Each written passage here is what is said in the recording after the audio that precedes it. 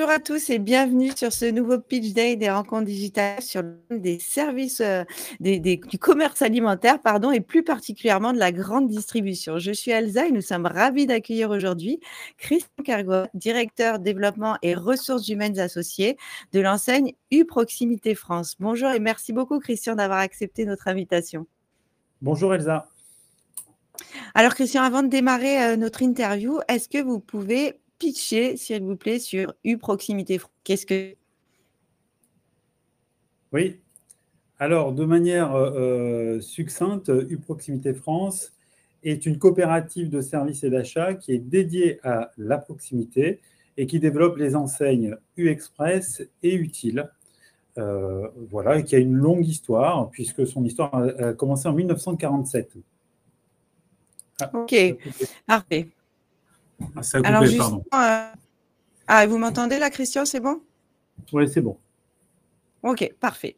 Donc, nous, on vous a très bien entendu, donc pas de souci. Ah, pardon. Donc, du coup, non, mais c'est pas grave. Du coup, on va démarrer sur l'histoire, justement. Ouais. Vous avez commencé à parler, donc 1947, Oui. première fois, première ouverture. Ça, la coopérative a été créée en 1947 dans le secteur d'Avignon et elle s'appelait Le Mistral à l'époque. Donc, elle a été affiliée ensuite au groupe Francap en 1986 et elle n'a rejoint le groupement U qu'en 2010. Et c'est en 2017 que nous avons pris l'appellation U-Proximité France. Donc, en fait, U-Proximité France est associée à la coopérative U qui regroupe toutes les différentes régions historiques de U-Enseigne.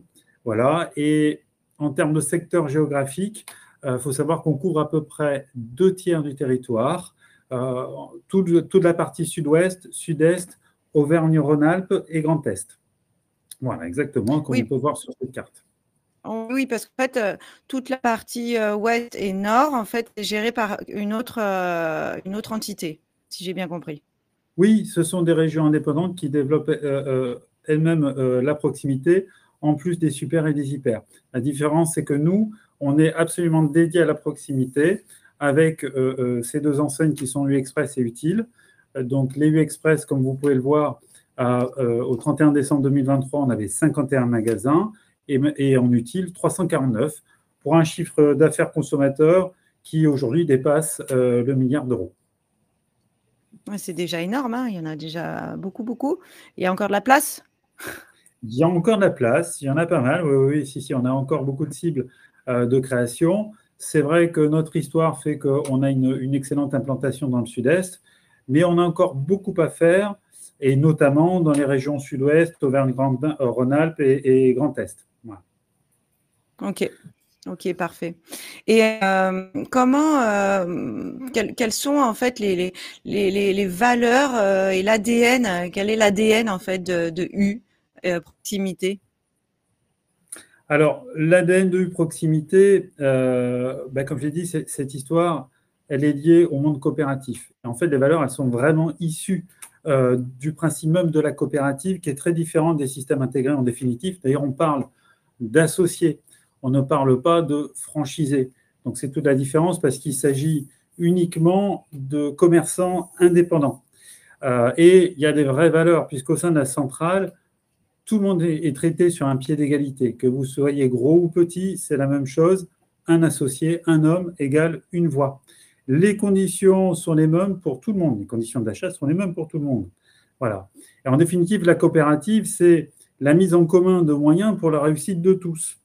Il faut savoir également que la coopérative, elle refacture des coûts uniquement, mais elle fait pas, la centrale en elle-même ne fait pas de bénéfices. Donc ça, c'est important parce que ça garantit aussi une excellente rentabilité pour l'ensemble des coopérateurs. Et tous les coûts, d'ailleurs, sont absolument transparents puisqu'ils sont publiés chaque année. Donc, tout le monde est au courant de ce qui se passe dans la centrale. Et puis, dans les valeurs, il y en a encore d'autres.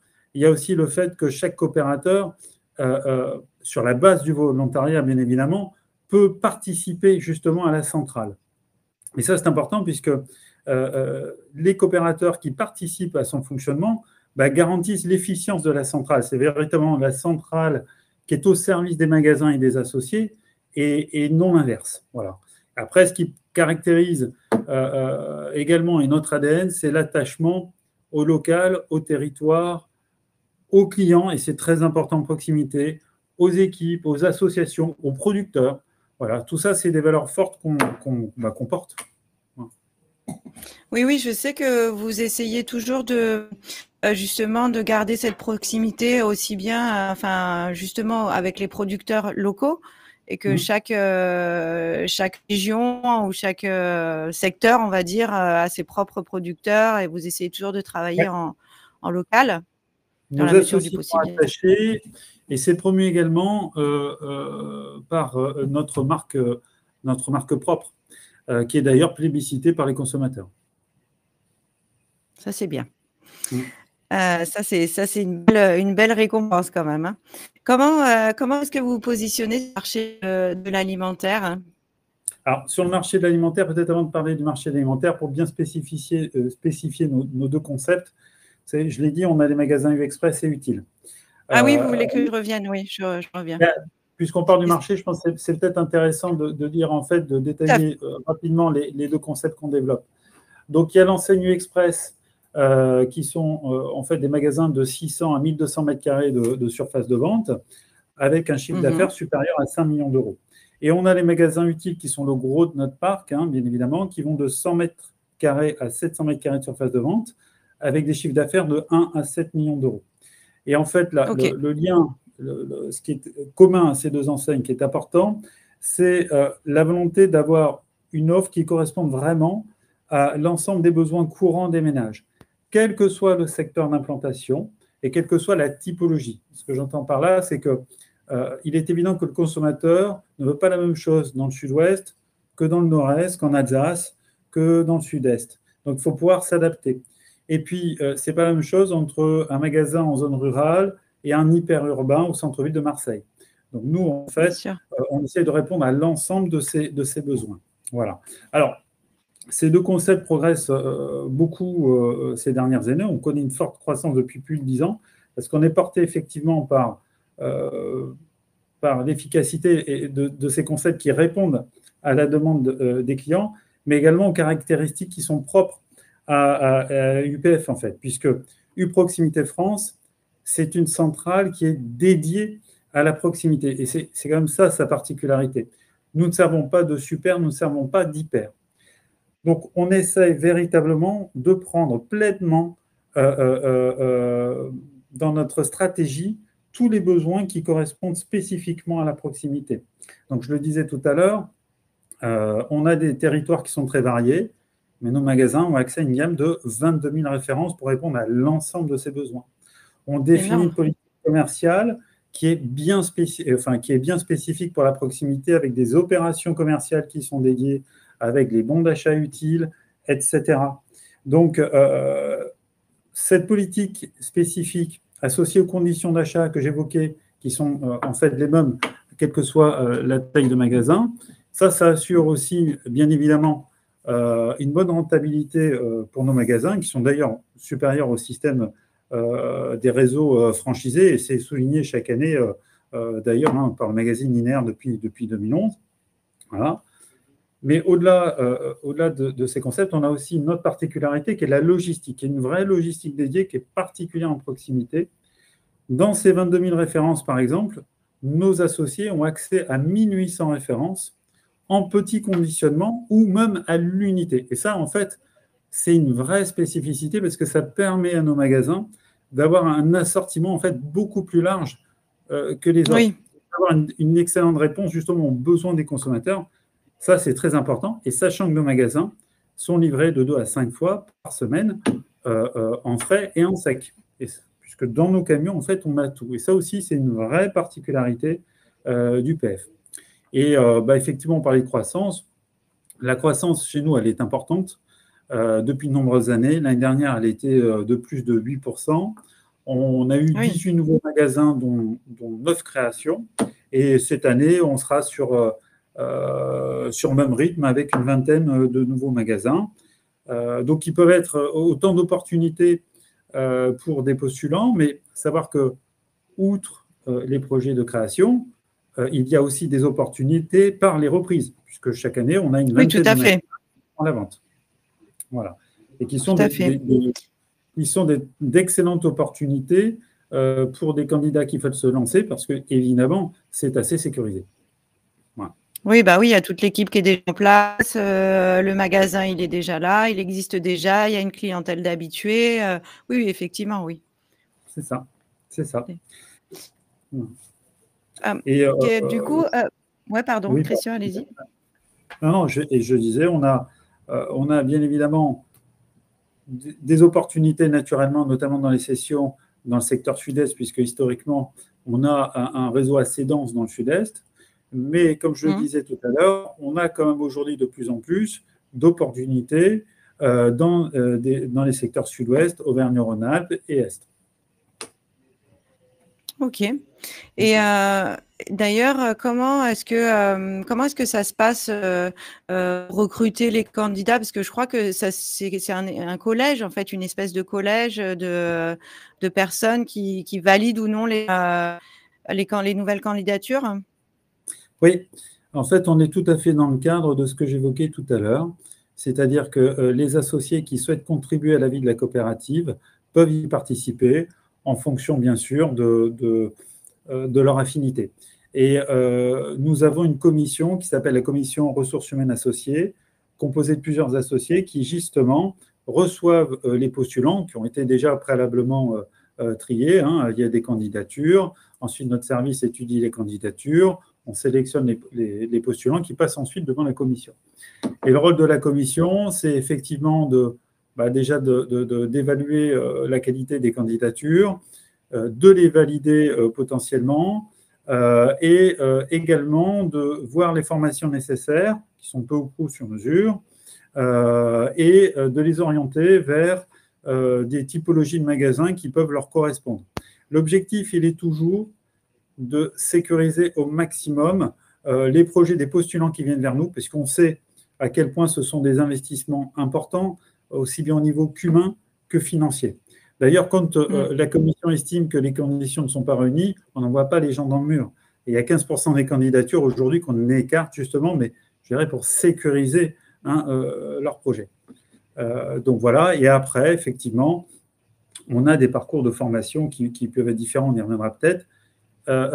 Sachant que la commission, en fait, elle va évaluer deux critères fondamentaux, le savoir-être et le savoir-faire. Le premier, justement, je voulais qu'on évoque justement le type de candidat que vous recherchez. Et donc, allez-y, Christian, je vous laisse la parole pour nous détailler tout ça. Les candidats que nous recherchons doivent répondre à ces deux critères, le savoir-être et le savoir-faire. Sur le savoir-être, ça, c'est absolument fondamental, puisque le commerce de proximité implique nécessairement justement un investissement au quotidien des associés. Il faut évidemment avoir le sens du contact, aimer le contact avec les clients, c'est la base. Tous nos associés, tous les jours, sont au contact de leurs clients qui viennent parfois plusieurs fois par jour, justement pour ce contact-là. Donc ça, c'est quand même hyper fondamental. Si on n'aime pas ça, on n'est pas forcément adapté pour la proximité. Bien évidemment, il faut aussi être bienveillant avec les équipes. Il faut aimer s'intégrer à la vie locale. On parlait de vie locale tout à l'heure, aller au contact des associations, etc. Donc, tout ça, c'est très important. Être dynamique et travailleur, évidemment, bien évidemment. Mais ça, je dirais qu'on ne devrait même pas avoir à le spécifier. Et puis après, il y a le savoir-faire. Sachant que dans le savoir-faire, l'expérience dans le commerce de la distribution est un plus, mais ce n'est pas une obligation. On sélectionne d'ailleurs assez régulièrement des candidats qui ont une connaissance de l'alimentaire, par exemple de métiers de bouche, de restaurateurs, etc., qui en fait savent ce que c'est que de gérer des produits frais, ce que sont les règles d'hygiène, etc., seront aussi des gros travailleurs et ont l'appétence pour le contact client, ce que je décrivais tout à l'heure. Donc ça, par exemple, ça peut être des bons profils. Mais pour ces profils, à ce moment-là, qui sont un peu moins expérimentés, eh bien, on va les orienter effectivement plutôt vers des reprises, par exemple, et plutôt vers des petits formats. Et on a beaucoup d'exemples de parcours très réussis, justement, des gens qui ont commencé sur des petits magasins, qui les ont bien fait progresser et qui ensuite ont poursuivi leur parcours vers des magasins un peu plus gros. Voilà. Ouais. Est-ce qu'il y a un âge plus adapté qu'un autre? Non, on n'a pas d'âge maxi ou d'âge mini. C'est vrai qu'aujourd'hui, dans notre parc, on a un âge moyen qui est de 48 ans. Pourquoi? Parce qu'on a beaucoup d'associés qui ont une première expérience dans des réseaux franchisés, puis qui au final décident de venir vers un modèle coopératif indépendant, pour toutes les qualités que j'ai évoquées auparavant. Donc, qui ont déjà un premier parcours. Mais nous, on est toujours ouvert à ce qu'on appelle des primo-accédants, c'est-à-dire des gens qui veulent venir pour faire un premier magasin. Au contraire, on les accueille à bras ouverts, à condition, bien sûr, qu'ils aient des prérequis, c'est-à-dire le savoir-faire, l'envie, la dynamique, le sens de contact, bien évidemment. Ok. Et est-ce que vous acceptez, par exemple, des profils purement investisseurs? Les profils purement investisseurs sont difficilement adaptables, ne sont pas adaptables d'ailleurs au commerce de proximité, puisque, je le disais juste avant, nécessairement, il faut être au quotidien dans son magasin. Un profil investisseur, c'est quelqu'un qui gère de loin. Sauf que les magasins de proximité, c'est compliqué si on gère de loin. Donc Oui. non. Ceci étant dit, le fait d'investir dans un magasin, mais à condition d'y passer du temps, c'est un très bon investissement et c'est rentable. D'ailleurs, c'est ce que je disais, notre enseigne est régulièrement affichée comme la plus rentable par rapport à ses concurrents au système de franchise traditionnel. Voilà. Mais on peut quand même imaginer qu'une personne qui ouvre ce que vous avez dit tout à l'heure, un premier magasin, il a envie d'en ouvrir un deuxième et du coup, il est pas investisseur, mais du coup, il est moins, il doit se partager entre plusieurs magasins quand même. Il sera peut-être Oui, moins mais présent. en fait, dans ces Mais en cas-là, tout cas, il bien sera souvent. toujours là.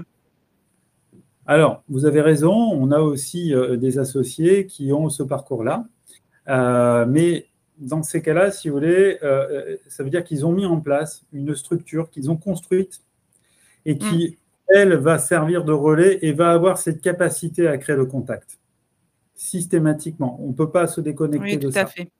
Voilà. Ok. Est-ce que vous avez des exigences en termes de mobilité géographique? Est-ce que vous imposez, par exemple, à certaines personnes de partir ou d'aller un peu plus loin parce qu'il n'y a pas de disponibilité sur sa zone géographique? Non, alors, le principe de la coopérative, ce n'est pas d'imposer. Donc, effectivement, nous, on reçoit les candidatures qui viennent avec leur périmètre de recherche. Par contre, on peut conseiller, effectivement, pour essayer de trouver un magasin plus rapidement, d'avoir, ce que je peux conseiller aujourd'hui, c'est qu'il faut avoir quand même le secteur de recherche le plus large possible. Il est évident qu'aujourd'hui, on a déjà dans la partie sud-est un vivier assez important de postulants. Donc, si on veut se donner toutes les chances d'y arriver rapidement, mieux vaut être ouvert à toutes les régions et également à tous les formats. Puisque ce n'est pas parce que si on cherche un magasin à 3 millions, qu'on prend un magasin à moins de 2 millions, oui, mais ce sont des magasins qui peuvent être très rentables, qui permettent de mettre un pied dans le système, d'attaquer son parcours entrepreneurial et ensuite de le poursuivre, comme on l'évoquait, avec un autre magasin plus gros ou un deuxième magasin, etc. Ok. Est-ce que j'aimerais maintenant qu'on aborde la partie financière justement et je voulais savoir combien fallait-il d'apport personnel pour devenir associé chez Uproximité, pardon. Donc chez Uproximité, le minimum requis, je dirais que c'est 50 000 euros. C'est peu et beaucoup à la fois. C'est vrai qu'il y a des systèmes, notamment de franchise, où on demande moins d'apport. Mais la différence, c'est que nous, on ne fait pas la location-gérance. Chaque associé est propriétaire de son fonds de commerce à 100%. Donc, c'est vrai qu'à partir de 50 000 euros, on peut avoir accès à certains magasins. L'idéal, c'est quand même 150 000 euros d'apport. Ok, parfait. Est-ce que vous pouvez nous parler un petit peu du parcours du candidat pour postuler? Oui. Alors justement, on évoquait la commission RHA, ressources humaines associées, tout à l'heure. Une fois que la commission vous a pré-validé, le candidat va aller 3 jours en magasin pour voir Mhm. si effectivement la gestion d'un magasin utile ou express correspond à ses attentes, mais également ça va nous permettre de voir si ce qu'on a perçu en commission est validé par l'associé qui va recevoir le ou les candidats. Si c'est le cas et que tout va bien, là, 2 cas de figure. Soit on a un profil dit expérimenté, donc pour lequel la Mhm. formation n'est pas un préalable, auquel cas cette personne va avoir accès immédiatement à l'ensemble des opportunités, que ce soit de cession ou potentiellement de création. De création. Exactement, sachant que, attention, pour les créations, mais ça on pourra en parler, mais on fait assez attention quand même sur les créations parce qu'on tient à les sécuriser. Ce n'est pas pour des profils inexpérimentés, vraiment c'est pour des gens qui ont une première expérience. Pour les profils non expérimentés, une fois passés ces 3 jours, à ce moment-là, on va leur préconiser un parcours de formation qui va être un petit peu sur mesure, qui va durer en fonction de 2 mois à 1 an maximum, à l'issue duquel la commission validera, généralement, enfin, elle va valider si tout a été fait comme on l'avait demandé. Et une fois cette validation, à ce moment-là, le candidat aura accès lui aussi à ces opportunités. Ok, parfait. Alors justement, Christian, je crois que vous vouliez un petit peu détailler, revenir un petit peu sur les projets de création. Oui, parce que c'est important de préciser, on privilégie la qualité à la quantité. C'est important. Parce que nous sommes dans un système coopératif et pas dans un système intégré. En clair, les Oui, péréquations ne sont pas possibles. Un magasin qui gagne de l'argent ne peut pas compenser un magasin qui en perd. Donc il faut eh oui, absolument pour nous que le magasin soit rentable, viable dès la première année. Donc c'est vrai qu'on est assez prudent, vigilant sur ces montages d'opérations et sur les créations. Voilà, parce que une création, on sait quel objectif il faut atteindre, mais il faut se donner tous les moyens, c'est pas si évident et ça peut réclamer aussi une certaine expérience. Donc, on cible naturellement ou des associés déjà en place, effectivement, pour des projets de création, ou alors des postulants qui ont la capacité de le faire suite à leur parcours, parce qu'ils ont déjà connu, par exemple, un projet de création, parce qu'ils connaissent bien la région, parce qu'ils connaissent ce type de format, etc. Voilà. Donc ça, c'est quand même pour nous un paramètre très important. ok. Et Christian, pour conclure, est-ce que vous avez des actualités ou des nouveautés qui vont arriver dans votre réseau? Oui, eh bien, pour assurer justement la continuité de notre développement, on vient d'inaugurer un nouvel entrepôt à côté de Mâcon, à Saint-Jean-sur-Veille, un entrepôt de 30 000 m², qui va permettre très rapidement de servir à peu près 140 magasins. À noter que Génial. cet entrepôt est conforme à notre politique RSE, puisque il est en autoconsommation. Donc voilà, je tiens à le souligner, puisque ça, c'est plutôt remarquable. Ben oui, on voit les panneaux solaires d'ailleurs sur le tour, sur la photo. Oui, oui, oui, oui, mais il n'y a pas que des panneaux solaires, on a même Ah, j'imagine. des plantations pour compenser le CO2 généré, etc. Donc on est neutre. Génial. Ah, super. Très bien, Christian. Bah, écoutez, je vous laisse conclure avec, je vous laisse le mot de la fin si vous le souhaitez. Oui, merci déjà pour cette interview, pour cet échange. Avec plaisir. J'espère qu'on aura beaucoup de candidatures qu'on recevra avec plaisir et pour assurer notre développement parce qu'on a beaucoup de projets, de beaux projets à proposer, de beaux magasins à proposer également. Et bien, Christian, en tout cas, merci beaucoup pour tous ces éléments qui ont été, j'en suis sûre, très intéressants et instructifs pour les futurs franchisés ou partenaires. N'hésitez pas à vous rendre sur le stand de Proximité pour retrouver toutes ces informations et bien d'autres encore, ou prendre directement rendez-vous ou contact avec Christian et son équipe si vous souhaitez démarrer cette nouvelle aventure avec Proximité. Merci beaucoup, Christian. Merci, au revoir.